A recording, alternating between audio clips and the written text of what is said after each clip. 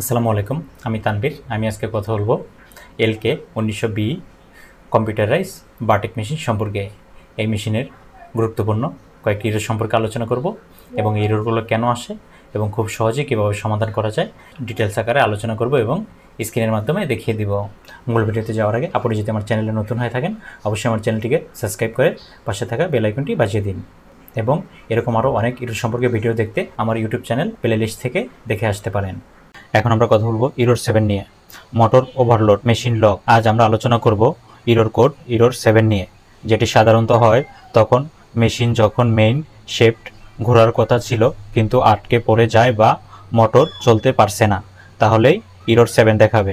অতিরিক্ত ভারী কাপড় সেলাইয়ের চেষ্টা, থ্রেড আটকে থাকলে, মোটর বা তার ড্রাইভার অংশের প্রবলেম থাকলে এসব কারণেই ইরর 7 দেখায়। সমাধানের প্রথমেই মেশিন পাওয়ার বন্ধ করতে হবে।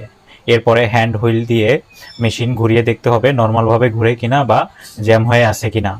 এরপরে থ্রেড বা কাপড় কোথাও বাঁধা আছে কিনা চেক করতে হবে। মোটরের কানেকশন ঠিক আছে কিনা, তার কোনোভাবে ছিঁড়ে গেছে কিনা, এগুলো পরীক্ষা করে দেখতে হবে। এবং এই সমস্যাগুলো দেখার মাধ্যমেই যদি কোথাও কোনো সমস্যা পাওয়া যায়, মেশিনের কোথাও জ্যামের কারণে যদি ওভারলোড হয়ে থাকে এবং জ্যাম বা মেশিন ফ্রি করার মাধ্যমে আমরা ইরর 7 সমস্যাটির সমাধান করতে পারবো।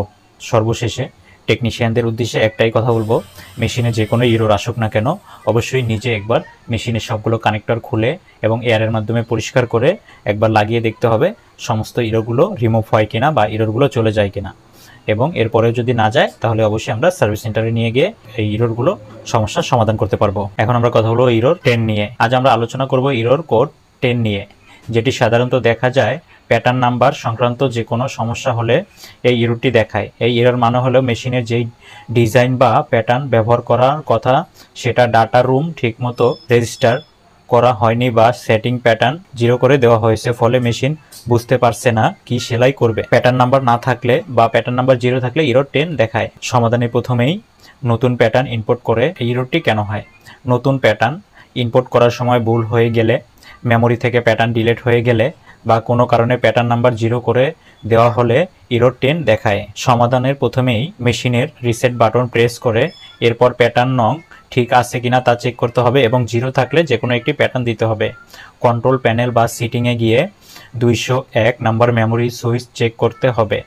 এটা অনেক সময় ইনঅ্যাক্টিভ করে দেওয়া থাকলে ইরর 10 দেখায়। প্রয়োজন হলে নতুন করে প্যাটার্ন নাম্বার ইনপুট করব অথবা পুনরায় প্যাটার্ন রিসেট করে নতুন প্যাটার্ন সেট আপ করলেই আমাদের এই ইরর সমস্যাটি সমাধান হবে। প্যাটার্ন সিলেকশন করার সময় ভুল ডিজাইন না দেওয়া, অনেক সময় 0 দিলে সেটিং ইনঅ্যাক্টিভ হয়ে যায়। সব সময় চেক করুন প্যাটার্নটি মেশিনের সাপোর্ট করে কিনা, তাহলে আমাদের ইরর সমস্যাটি সমাধান হবে। সর্বশেষে টেকনিশিয়ানদের উদ্দেশ্যে একটাই কথা বলবো, মেশিনে যে কোনো ইরর আসুক না কেন অবশ্যই নিজে একবার মেশিনের সবগুলো কানেক্টর খুলে এবং এয়ারের মাধ্যমে পরিষ্কার করে একবার লাগিয়ে দেখতে হবে সমস্ত ইররগুলো রিমুভ হয় কিনা বা ইররগুলো চলে যায় কিনা। এবং এরপরেও যদি না যায় তাহলে অবশ্যই আমরা সার্ভিস সেন্টারে নিয়ে গিয়ে এই ইররগুলো সমস্যার সমাধান করতে পারবো। ভিডিওটি ভালো লাগলে অবশ্যই লাইক করুন, কমেন্ট করে জানাতে পারেন আপনার প্রশ্ন এবং শেয়ার করে অন্য বন্ধুদের শেখার সুযোগ করে দিন।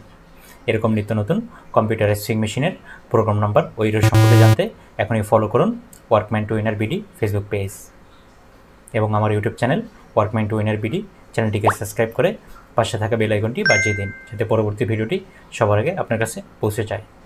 ধন্যবাদ।